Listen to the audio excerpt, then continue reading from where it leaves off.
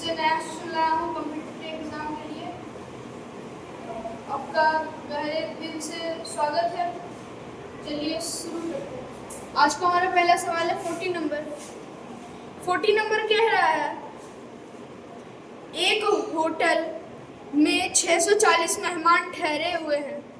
प्रत्येक मेहमान को एक दिन में 150 लीटर पानी की जरूरत होती है। यदि होटल में 24 मीटर लंबे, 16 मीटर चौड़े और 12 मीटर ऊंचे पानी के टैंक को पूरा भर दिया जाए तो इस पानी को मेहमान कितने दिन में उपयोग कर सकेंगे। चलिए इसे सॉल्व करते हैं। तो सबसे पहले हम करेंगे कि हम टैंक का आयतन निकालेंगे।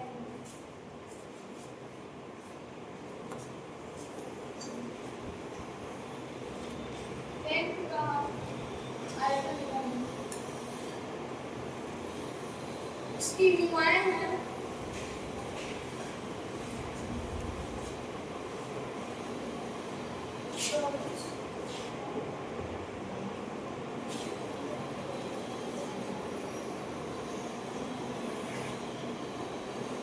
24 गुना 16 गुना 12 मीटर स्क्वायर। अब देखिए 1 मीटर स्क्वायर में सॉरी क्यूब 1 मीटर क्यूब में होता है 1000 लीटर पानी। और यहाँ पे है तो यहाँ पे वॉल्यूम मिल जाएगा हमारा 1000 का 3 कितना लीटर हो गया। अब मेहमान वहां पे हैं 640 और सबको 150 लीटर पानी की जरूरत है। तो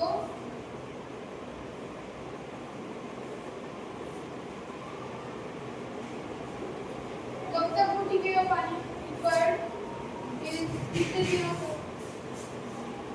46 और 640 मेहमान है और सबको 150 लीटर की जरूरत होती है।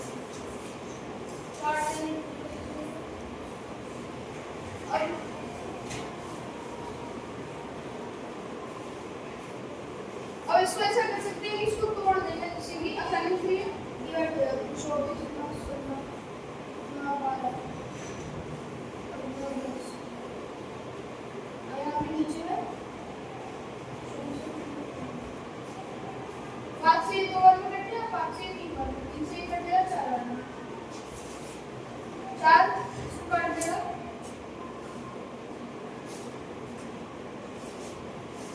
16 बार। 16 कट गया मतलब बच गया यहाँ पे टोटल 24 गुना 48 दिनों तक जो है वो पानी चलेगा। वो टैंक का पानी 48 दिन तक चलेगा। उम्मीद करता हूँ इस बार आप लोगों को समझ आ गया। हमारा अगला सवाल ये है, ऐसे एक फिगर दिया हुआ है, इसमें अगर AB पैरेलल टू CD है मतलब AB और CD पैरेलल है और तो हमें बताना है कि x + y का वैल्यू क्या होगा। ये जो है यहाँ पे राइट एंगल ट्रायंगल है ये ABC तो एंगल A जो है वो राइट एंगल है। अब देखिए यहाँ पे ये जो है इसके बराबर हो जाएगा मतलब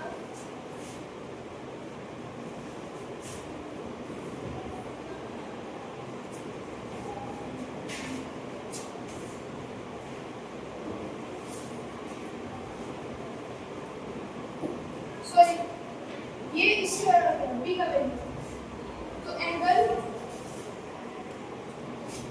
B =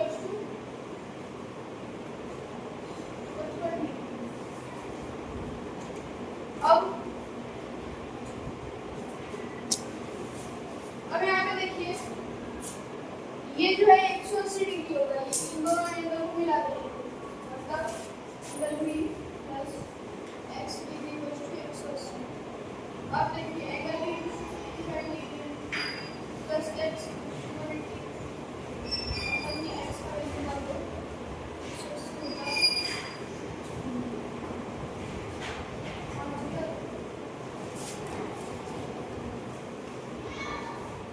x का वैल्यू आ गया 125, अब y का वैल्यू, तो अब x का वैल्यू निकल गया। देखिए ये एंगल को जोड़ के 180 डिग्री आ जाएगा, क्योंकि ये ट्रायंगल है, CO कौन को जोड़ेंगे तो 180 आ जाएगा। मतलब कि ये एंगल है जो 55 डिग्री, इधर है 90 डिग्री, ये और प्लस एंगल y, हमको नहीं पता एंगल y का वैल्यू, तो क्या करेंगे सबको जोड़ने पे हमारा आता है 180 डिग्री, इन दोनों को जोड़ने पर आया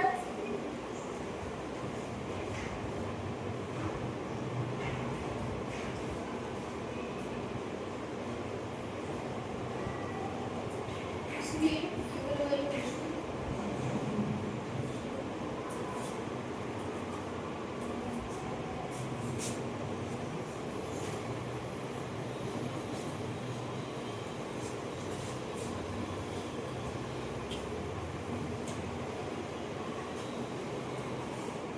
y का वैल्यू तो x प्लस y को 125x का वैल्यू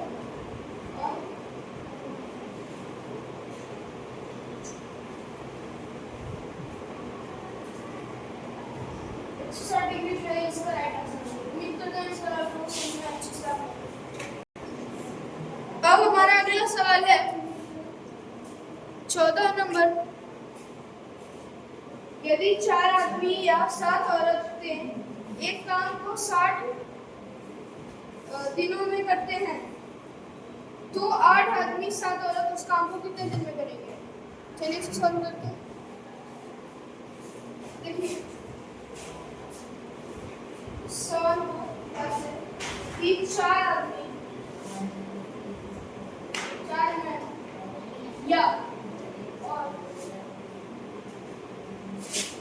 7 और 7 में करती है काम को करते हैं दोनों। 4 आदमी कितना दिन में करेगा, कितना 7 पूर्ण करेगा, तो ये हमारा आता है 60। मतलब कि 4 आदमी एक काम को 60 में कर सकते हैं और 7 लोग एक काम को 60 में कर सकते हैं। अब आप पूछते हैं कि 8 आदमी और 7 औरतें उस काम को कितना दिन में करेंगी, तो 8 आदमी प्लस 7 कितना दिन में करेंगे? देखिए मेन कम था तो काम ज्यादा होगा, मेन बढ़ा तो काम भी जल्दी हो जाएगा। मतलब 8 में जो है 60 का आधा मतलब 30, 1/30 हो गया। सिर्फ एक आदमी करेगा इस काम को, एक आदमी को इस काम को करने पड़ जाएगा 4/60। अब एक आदमी कर रहा है मतलब 8 आदमी कर रहा है इसका आधा, 4 आदमी ने मतलब 60 लगा तो इसका दोगुना आदमी दोगुना हो गया तो काम आधा हो जाएगा, मतलब 1/30। अब 7 वाले भी सेम करेंगे, 7 वाले यहाँ के 7 वाले कितना करते हैं 60 दिन यहाँ भी 60 बच्चे हैं तो 1 ये कितना भाग काम करेगा तो 1/20 ये पार्ट दोनों का एक पार्ट। अब टोटल मिनट डेज हो जाएगा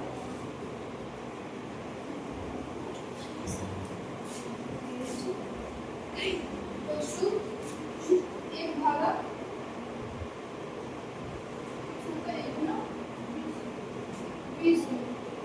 20 दिन में जो है वो काम पूरा करेंगे।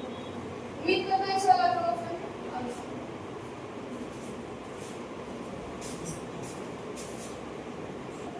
अब हमारा अगला सवाल है 39 नंबर। 39 नंबर कह रहा है 50 आदमियों के एक समूह की औसत आयु 60 वर्ष है। 5 आदमी के समूह छोड़ जाने पर औसत उम्र 62 वर्ष हो जाती है। जाने वाले 5 आदमियों का औसत उम्र क्या होगा? चलिए इसे सॉल्व करते हैं। तो हम सबसे पहले क्या करेंगे कि कुल उम्र निकालेंगे 60 आदमियों का। क्या बोलते हैं 50 आदमी 50 का औसत आएगा औसत द एवरेज 60 वर्ष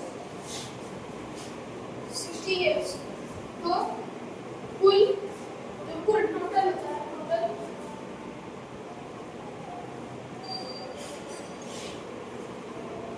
टोटल एजेस ऑफ 50 मैन आदमी और अगर 60 गुना 50 तभी 3000 वर्ष years। अब 5 आदमी जो है घर पे टोटल एजेस जो होगा 45 5 आदमी है तो 45 आदमी तो अब जो अपना औसत उल्टा पड़ गया तो 62 into 45 गुना करने पे हमारा टोटल आ जाएगा गुना करने पे हमारा टोटल आ जाएगा 2790 अब देखिए तो 45 आदमी को कुल होंगे 50 आदमी को कुल होंगे तो घटा देगा तो 5 आदमी का जो कुल होगा टोटल एजेस टोटल एजेस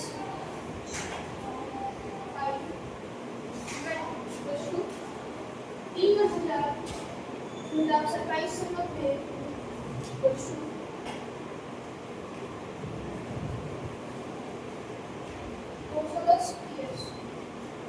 पांचों आदमी को मिला लेंगे तो 210 ईयर्स होगा तो अब पांचों आदमी का एवरेज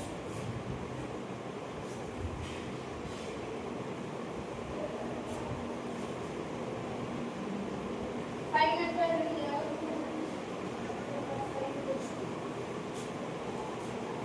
42 ईयर्स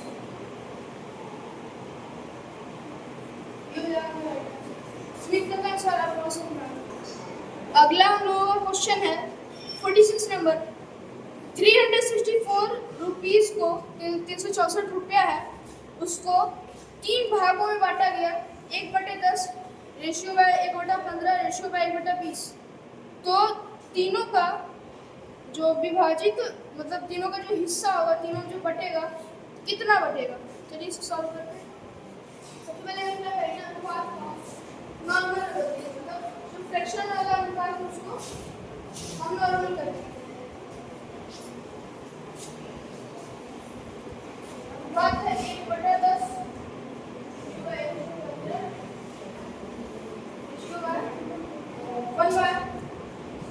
हम क्या करेंगे 10 15 20 का एलसीएम निकालेंगे जो कि आ जाएगा 60।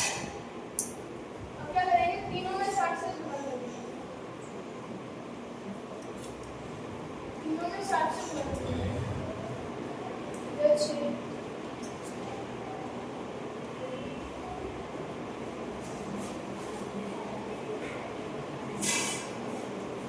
तो हमारा अनुपात आ गया 3 अनुपात 4 अनुपात ये हमारा रियल अनुपात। अब सबको मान लेंगे लेट द शेयर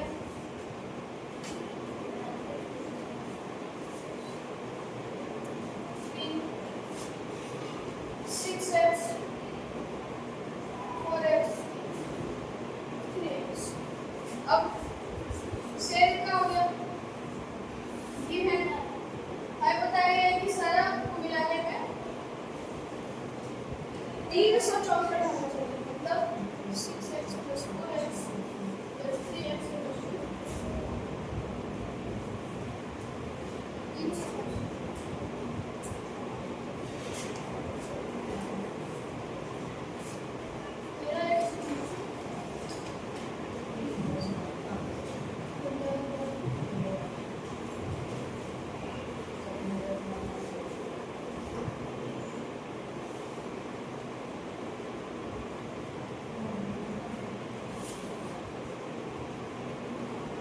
x का वैल्यू हमारा निकल गया 28।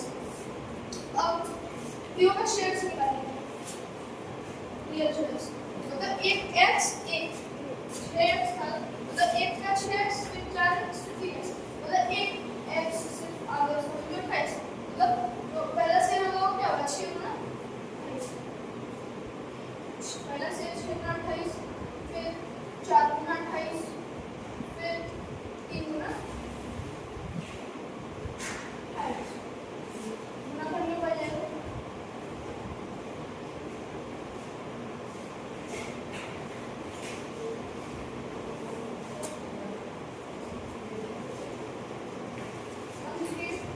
यहाँ पे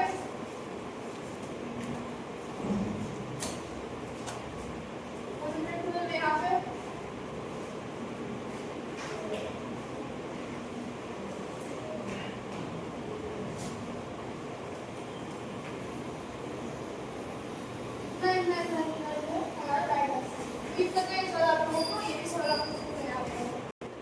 अगला हमारा सवाल है 85 नंबर।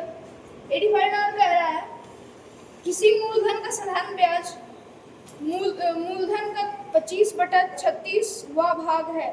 यदि वार्षिक ब्याज दर तथा समय समान हो तो वह वार्षिक दर क्या होगा? चलिए इसे सॉल्व करते हैं। तो हम क्या करेंगे, सबसे पहले मूलधन को 100 मान लेंगे, 100 रुपया परसेंटेज के हिसाब से बना रहे हैं, तो मूलधन जो हमारा की है 100 रुपया हो गया। अमाउंट है हमारा 100 के जैसे, मतलब ऐसा ही होगी हमारा 163 रुपया, मतलब 63 रुपया जो है ब्याज। अब देखिए 63 रुपये टोटल ब्याज आया, 1 साल का ब्याज कितना हुआ? 1 साल का ब्याज निकालने के लिए हम क्या करेंगे,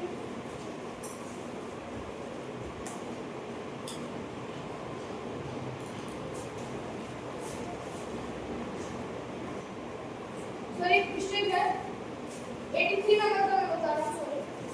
देखिए 83 नंबर जो है कह रहा है कि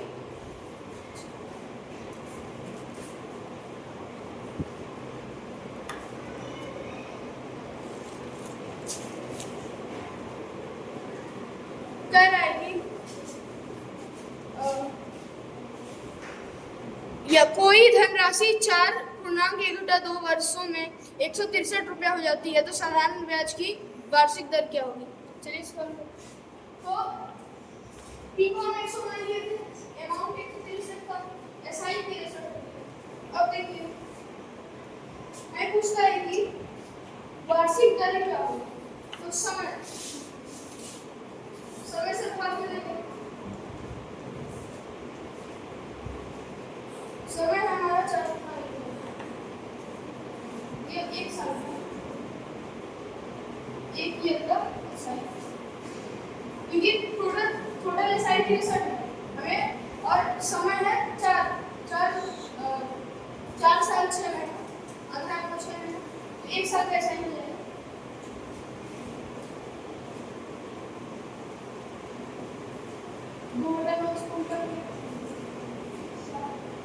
₹14 जो है 1 साल का, मतलब परसेंटेज। अब एक साल का साइन करेंगे, अब क्या करेंगे, ब्याज निकालेंगे, ब्याज मतलब कि रेट, इसी का परसेंटेज हमारा 100 मतलब 16%। उम्मीद करता है इस वाला अकाउंट समझ में आ गया।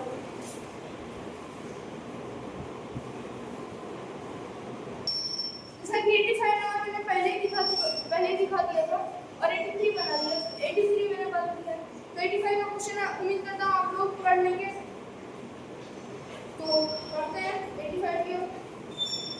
बोल रहे किसी मूलधन का साधारण ब्याज मूलधन का 25/36वां भाग है तो वार्षिक ब्याज की दर तथा समय समान है तो वार्षिक दर क्या होगी? तो बोल रहे हैं कि मूलधन जो है पी है एसआई, साधारण ब्याज है पी का 25/36वां भाग, पी का 25/36वां भाग। तो हमें पूछता है कि दर क्या होगा, रेट, और हमें ये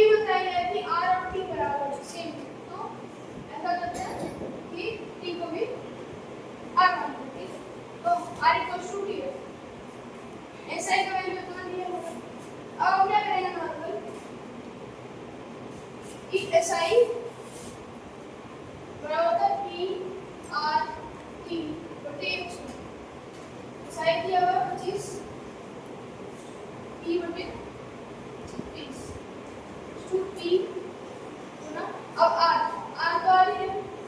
अब T जो है T को हम R ही मानेंगे क्योंकि R और T बराबर है, तो कोई एक भी लिखेगा तो काम चल जाएगा। तो R एक साइड में P से P कट जाएगा, 100 को इधर ला देंगे तो यहाँ पे हो गया R स्क्वायर हो गया। R square equals to 2500 by 36। इसलिए R बराबर हो जाएगा हमारा स्क्वायर इक्वल्स टू क्या जाएगा, मतलब रूट हो जाएगा। रूट कर दिए 2500 में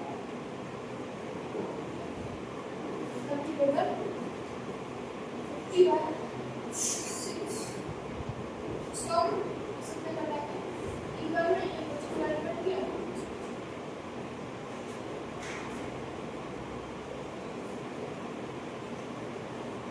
इतना क्वेश्चन उम्मीद करता हूँ ये भी सवाल आप लोगों को आसानी से समझ में आ गया होगा। अगला हमारा क्वेश्चन है 42 नंबर 42। 1250 मीटर लंबी एक रेलगाड़ी 2 मिनट में 1 किमी की दूरी तय करती है, तो यह रेलगाड़ी दूसरी खड़ी रेलगाड़ी को 4 मिनट में पार कर लेती है, तो खड़ी रेलगाड़ी की लंबाई क्या होगी? चलिए इसे सॉल्व करते हैं। देखिए जब ये 1250 मीटर लंबी है रेलगाड़ी 2 मिनट में 1 किमी की दूरी तय करती है, मतलब वो अपनी दूरी और 1 किमी की दूरी जो है दोनों को तय करती है। तो 4 मिनट ले लेती है खड़ी रेलगाड़ी से, मतलब उसकी दूरी से तय की और अपनी दूरी तय की। हमें बताना है कि खड़ी रेलगाड़ी की लंबाई कितनी होगी। चलिए इसे सॉल्व करते हैं। तो सबसे पहले क्या करेंगे, चलिए अब सवाल के अनुसार 2 मिनट में वो तय करती है 1 किलोमीटर, मतलब 1000 मीटर, मतलब कि 1 मिनट में उसने पार किया होगा 500 मीटर। मतलब इसकी चाल क्या होगी, 500 मीटर पर मिनट। अब उसको उस रेलगाड़ी को तय करने में 4 मिनट लग गए, मतलब 4 मिनट में उसने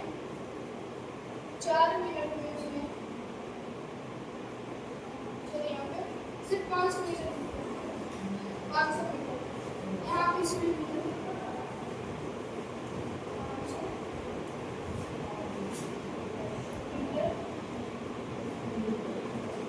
अब देखिए 4 मिनट में उसने तय कर लिया होगा 500 का 4 तो फिर 2000 में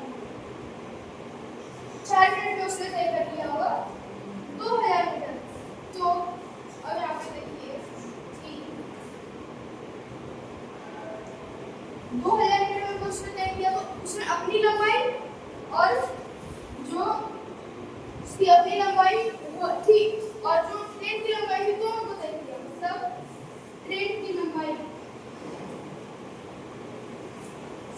2000 हो जाएगा 1250 प्लस x, ये हम x मान लेते हैं ट्रेन की लंबाई, इसलिए x 2000